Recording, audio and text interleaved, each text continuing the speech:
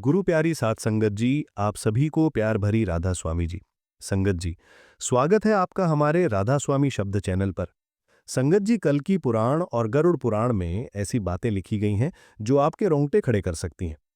कलयुग के अंत की दृष्टि केवल कल्पना करने से ही मनुष्य का मन भय और आश्चर्य से भर सकता है। ये युग इतना भयावह होगा कि ये आपके दिल को झकझोर कर रख देगा। लेकिन ये कोई काल्पनिक कहानी नहीं, बल्कि हकीकत है। इन पवित्र ग्रंथों में लिखी गई बातें हमें आने वाले समय की भयंकर सच्चाई से अवगत कराती हैं।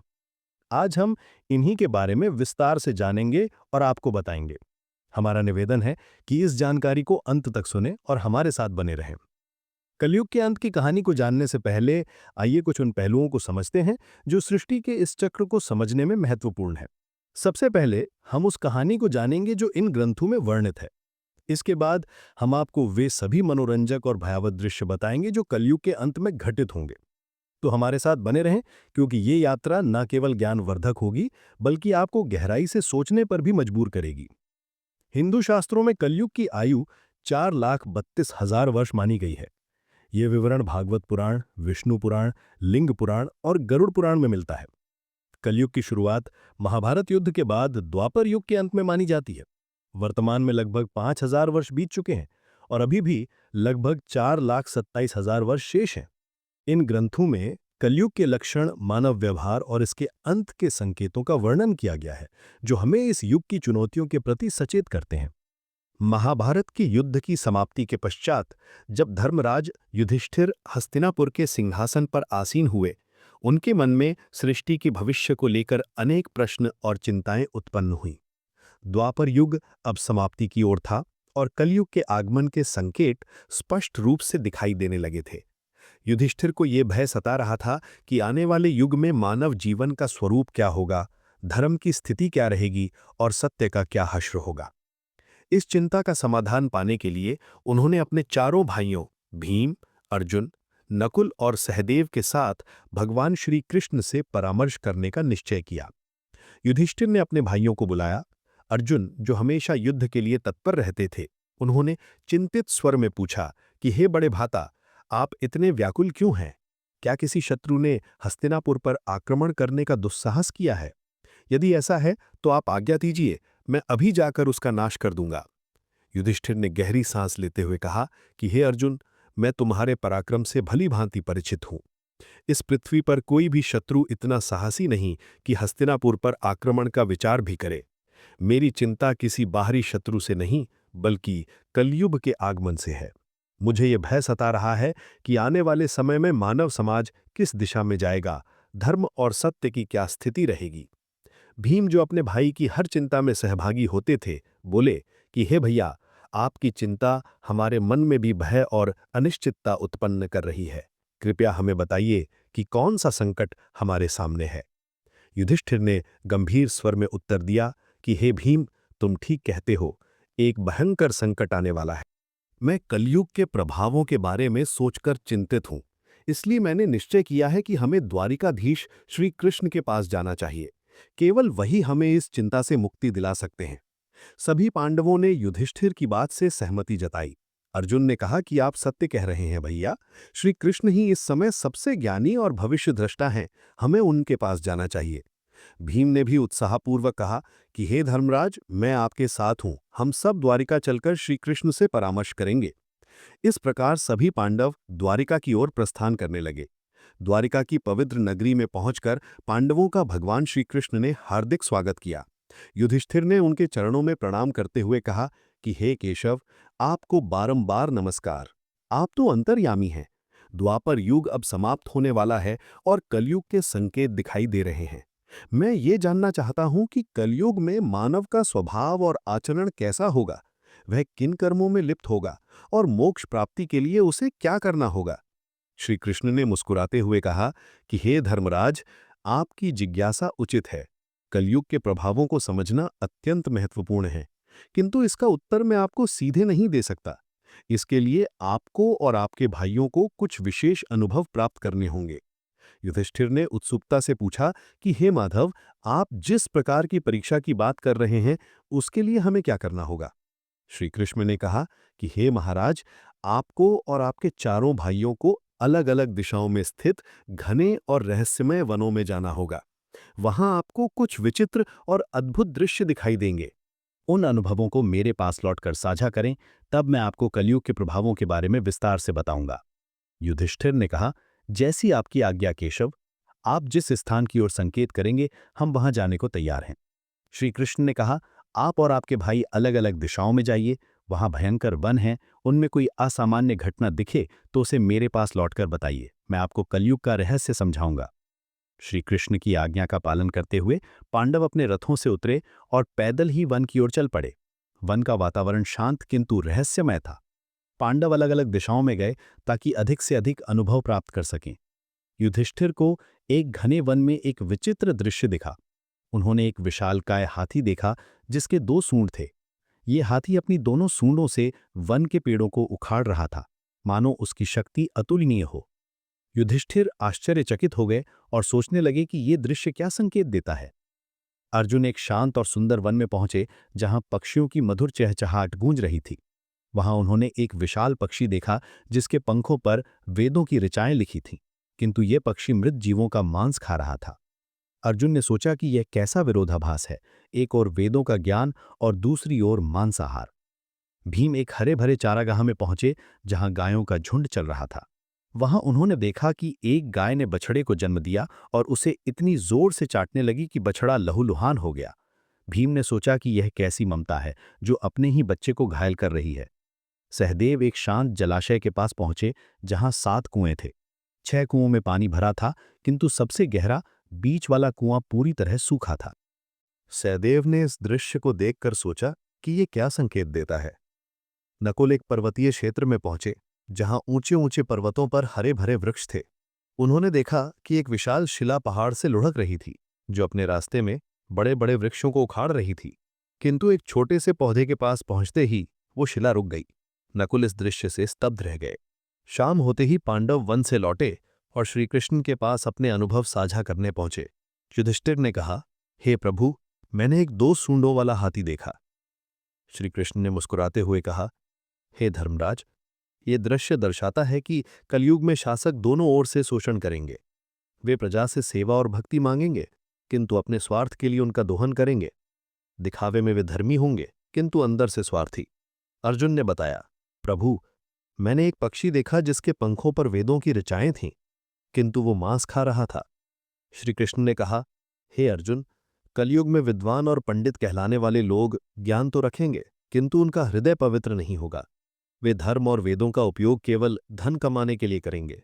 भीम ने कहा, प्रभु, मैंने एक गाय को अपने बछड़े को इतना चाटते देखा कि वो घायल हो गया। श्री कृष्ण ने उत्तर दिया, हे भीम, कलयुग में माता पिता का अत्यधिक स्नेह बच्चों को आत्मनिर्भर बनने से रोकेगा। उनकी ममता बच्चों के लिए बाधा बन जाएगी। सहदेव ने बताया, प्रभु, मैंने 7 कुओं में से बीच का सबसे गहरा कुआं सूखा देखा। श्री कृष्ण ने कहा, हे सहदेव, कलयुग में लोग दिखावे में धनवान होंगे, किंतु अपने पड़ोसियों की भूख प्यास की परवाह नहीं करेंगे। स्वार्थ ही इस युग की पहचान होगा। नकुल ने कहा, प्रभु, एक विशाल शिला बड़े बड़े वृक्षों को उखाड़ रही थी, किंतु एक छोटा पौधा उसे रोक देता है। श्री कृष्ण ने कहा, हे नकुल, कलयुग में धन और सत्ता मनुष्य के पतन को नहीं रोक पाएंगे, किंतु भगवान का नाम और सच्ची भक्ति, जो एक छोटे पौधे के समान है, उसे बचा सकती है। गरुड़ पुराण में एक प्रसंग में गरुड़ जी ने भगवान विष्णु से प्रश्न किया कि हे प्रभु, चारों युगों सतयुग, त्रेतायुग, द्वापर युग और कलयुग में कलयुग को सबसे भयावह क्यों माना जाता है?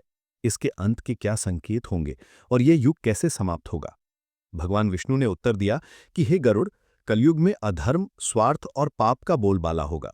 इसके अंत के समय कुछ विशेष संकेत प्रकट होंगे जो सृष्टि के विनाश की ओर इशारा करेंगे। आइए इन 5 प्रमुख संकेतों को विस्तार से समझते हैं। पहला संकेत है मानव आयु का ह्रास। कलयुग के अंत में मानव जीवन की आयु अत्यंत कम होकर मात्र 20 वर्ष रह जाएगी। लोग 12 वर्ष की आयु में ही वृद्धावस्था के लक्षण दिखाने लगेंगे। उनके बाल सफेद हो जाएंगे, चेहरों पर झुर्रियां पड़ जाएंगी और शरीर कमजोर व रोगग्रस्त हो जाएगा। ये शारीरिक पतन मानव की जीवन शैली और नैतिकता के ह्रास का परिणाम होगा। लोग अस्वस्थकर भोजन, अनियमित दिनचर्या और तनावग्रस्त जीवन जीने के कारण शारीरिक और मानसिक रूप से कमजोर हो जाएंगे।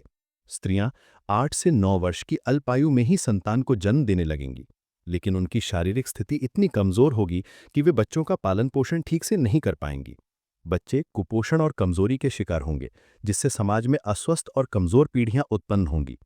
इस कारण पारिवारिक और सामाजिक संरचना पूरी तरह चरमरा जाएगी। लोग अपनी भौतिक आवश्यकताओं की पूर्ति में इतने व्यस्त रहेंगे कि परिवार और रिश्तों के प्रति उदासीन हो जाएंगे। ये संकेत कलयुग के उस दौर को दर्शाता है जहां मानव की शारीरिक और मानसिक शक्ति का पूर्ण ह्रास हो जाएगा। समाज में अव्यवस्था, अशांति और अराजकता का बोलबाला होगा। लोग एक दूसरे के प्रति प्रेम और विश्वास खो देंगे और स्वार्थ ही जीवन का आधार बन जाएगा। ये स्थिति हमें चेतावनी देती है कि शारीरिक और मानसिक स्वास्थ्य को बनाए रखने के लिए संतुलित जीवन शैली और नैतिकता का पालन आवश्यक है। दूसरा संकेत है पतिव्रता स्त्रियों का लोप। कलयुग के अंत में नैतिकता और धर्म का इतना ह्रास हो जाएगा कि पतिव्रता स्त्रियां लगभग लुप्त हो जाएंगी। एक स्त्री कई पुरुषों के साथ संबंध स्थापित करेगी, जो सामाजिक और नैतिक पतन का स्पष्ट संकेत होगा। लोग धार्मिक कार्यों जैसे पूजा पाठ, श्राद्ध, अंतिम संस्कार और विवाह जैसे संस्कारों को पूरी तरह त्याग देंगे। जल की कमी के कारण लोग स्नान करना बंद कर देंगे, जिससे शारीरिक और आध्यात्मिक शुद्धता नष्ट हो जाएगी। भोजन में मांसाहार का प्रभुत्व होगा और सात्विक भोजन जैसे फल, सब्जियां और अनाज दुर्लभ हो जाएंगे। लोग चमकीले, तंग और भड़कीले वस्त्र पहनेंगे, जो उनकी भौतिकता और आध्यात्मिकता से दूरी को दर्शाएंगे। समाज में स्वार्थ, लालच और छल कपट का बोलबाला होगा। रिश्तों में विश्वास की कमी हो जाएगी और लोग केवल अपनी सुख सुविधाओं के लिए जिएंगे। यह संकेत समाज में नैतिकता के पतन और रिश्तों के टूटने की स्थिति को दर्शाता है। लोग धर्म और कर्तव्यों से विमुख होकर केवल सांसारिक सुखों की तलाश में रहेंगे। ये स्थिति सामाजिक अविश्वास, अशांति और अनैतिकता को बढ़ावा देगी। गरुड़ पुराण हमें सिखाता है कि धर्म और नैतिकता का पालन ही समाज को स्थिर और सौहार्दपूर्ण बनाए रख सकता है। तीसरा संकेत है वृक्षों का फलहीन होना। कलयुग के अंत में प्रकृति का भीषण विनाश होगा। वृक्ष फल और फूल देना बंद कर देंगे और केवल शमी वृक्ष ही जीवित रहेंगे। लोग शाकाहार को पूरी तरह त्याग देंगे और मांसाहार पर निर्भर हो जाएंगे। भोजन तामसिक और रोगकारी होगा, जिससे लोग कम उम्र में ही बीमारियों का शिकार हो जाएंगे। गायों की पूजा बंद हो जाएगी और उन्हें केवल दूध और मांस के लिए पाला जाएगा। ये संकेत प्रकृति के प्रति मानव की लापरवाही और अंधाधुंध दोहन का परिणाम है। वनों की कटाई, पर्यावरण प्रदूषण और प्राकृतिक संसाधनों के दुरुपयोग के कारण प्रकृति का संतुलन बिगड़ जाएगा। वृक्षों का फलहीन होना और प्राकृतिक संसाधनों का ह्रास पर्यावरणीय असंतुलन को और गहरा कर देगा।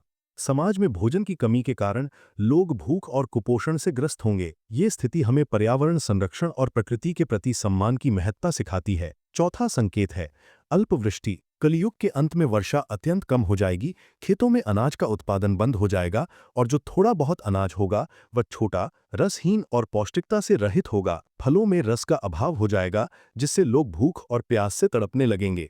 केवल बकरियों का दूध ही उपलब्ध होगा, जो प्राकृतिक संसाधनों की कमी को दर्शाता है। ये स्थिति सामाजिक और आर्थिक संकट को और गहरा कर देगी। लोग जीवन की मूलभूत आवश्यकताओं जैसे भोजन और जल के लिए संघर्ष करेंगे। खेती और कृषि कार्य पूरी तरह ठप हो जाएंगे, जिससे समाज में भूखमरी, अशांति और हिंसा बढ़ेगी।